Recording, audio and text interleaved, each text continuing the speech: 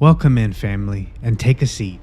With the Arc Raiders Server Slam just wrapping up and the launch date quickly approaching, I wanted to give my thoughts and impressions having played through both Tech Test 2 and this recent Server Slam.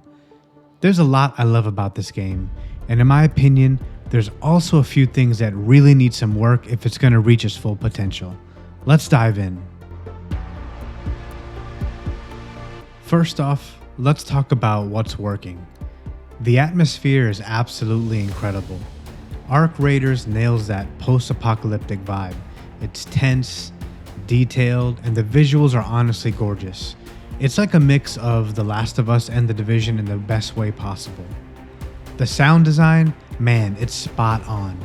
Every gunshot, every footstep, even the distant ambient noises, it all feels super immersive. You can just tell they put a ton of time into the realism here and making sure they got all the little details right. The AI actually poses a real threat for once. They're not just bullet sponges or brainless enemies. You've got to play smart or you'll get overwhelmed and turn into a human snack for the queen. They have a real shot of ruining your entire run, so you do need to take them seriously. I like how the game handles your character's progression. The multi-tiered skill tree is a nice touch, and getting XP even if you don't extract is nice. Obviously, the more you invest, the more powerful and efficient your character becomes, but you can also develop the character exactly how you want, almost RPG style, by selecting certain traits and skills. The mechanics in general aren't overdone either. You can crouch, run, jump, and slide. You're not juggling 10 healing items or abilities just to survive, which I appreciate. I don't want to have to use 4 different items just to get my health back up or to heal. It takes away from the moment in my opinion, and it's one of the main reasons why I found other extraction shooters too cumbersome. Combat is simple and grounded, which helps keep things fun and focused. You don't need to worry about crazy things like missiles or super running from players. It really reminds me of The Last of Us factions. The sounds of the guns and gunfire are so well done, and every weapon has a distinct feel to it that really makes it immersive and well thought out. No guns have scopes, and of course, it's all in third person, which has its own, let's just say, uniqueness, but we'll talk about that a little later on. Exploration is another highlight and one of my favorite parts. The world feels tense and oozes atmosphere. Every area has immense detail and age. It really lands that apocalyptic world they're building, and I want to explore every nook and cranny of the map because of it.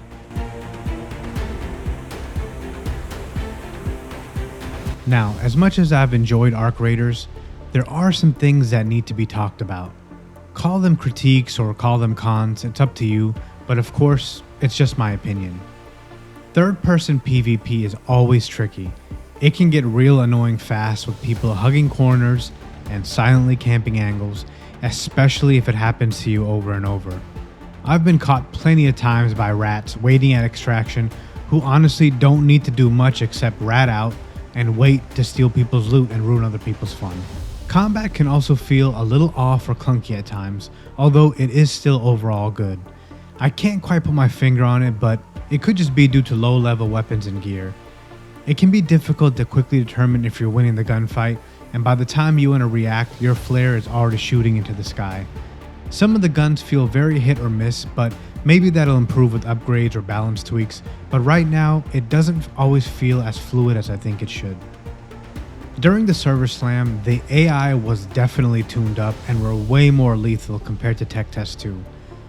For new players who just jumped in for the first time, that was probably a very rough outing. I can attest to the fact that the Arc were spanking me all over the map way more than in Tech Test 2. I think the AI should be slightly tuned down, especially in the beginner's map during launch, so it's a little more casual and beginner friendly. And that leads into another issue I've been thinking about.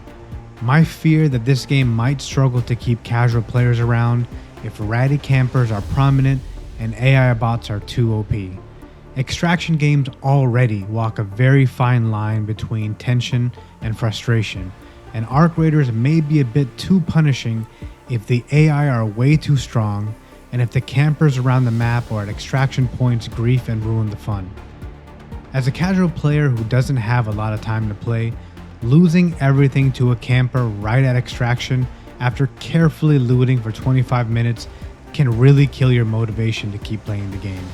This may not bother people who can play for 10 to 12 hours a day, but for those who want to just drop in, explore, and have some fun, this can be a major reason why they never return to the game. Enemy player audio also needs some slight tweaking and tuning. It was often hard to tell if a sound came from above, below, or even whether it was a bot or a real player. That confusion cost me time and also the ability to get the jump on squads. And lastly, I know a lot of people have been saying this, but I also agree that the server slam could have done a better job at selling the experience. It was supposed to be a server test, sure, but for many people this was their first time trying Arc Raiders. Compared to Tech Test 2, there was actually less content, and that gave off the wrong impression. I saw a lot of players saying the game felt empty or shallow, which I think could have been avoided. I think Embark might have missed the mark here to get maximum brand new folks hooked onto the game, because most people sadly aren't going to read and check the fine print. They will just jump in and play and assume this is the experience.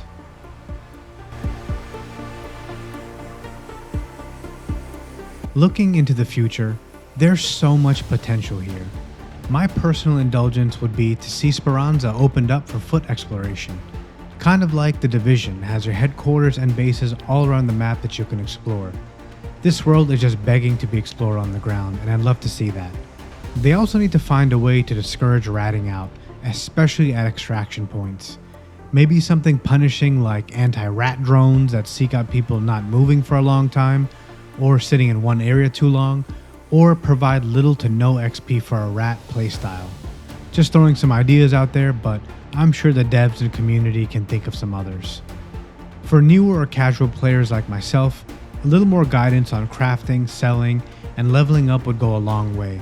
I'm fairly new to extraction shooters, and knowing best methods on how to level up and proper paths to get overall stronger would be super helpful.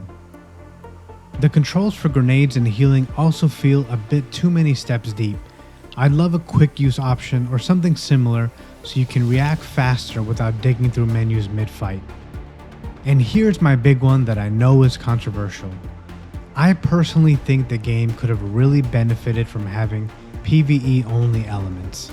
Notice I said elements, not the whole game. Maybe split the map so most areas are PvE focused with lower tier loot, and keep a few high value PvP zones for those who want that intensity. It'd give players like me, who have limited time to play and a bit of gear fear, a safer way to enjoy and explore the world while still keeping risk and reward in play.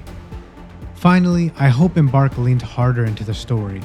This world has so much character already, and I'd love to see more cutscenes, quests, and lore to make it feel more meaningful rather than just loot, extract, repeat. At the end of the day, Arc Raiders is truly something special. Even with all my critiques, I've really fallen in love with the atmosphere, the gameplay, and the potential it's showing. I'm excited to see how Embark takes all this feedback and shapes the game moving forward.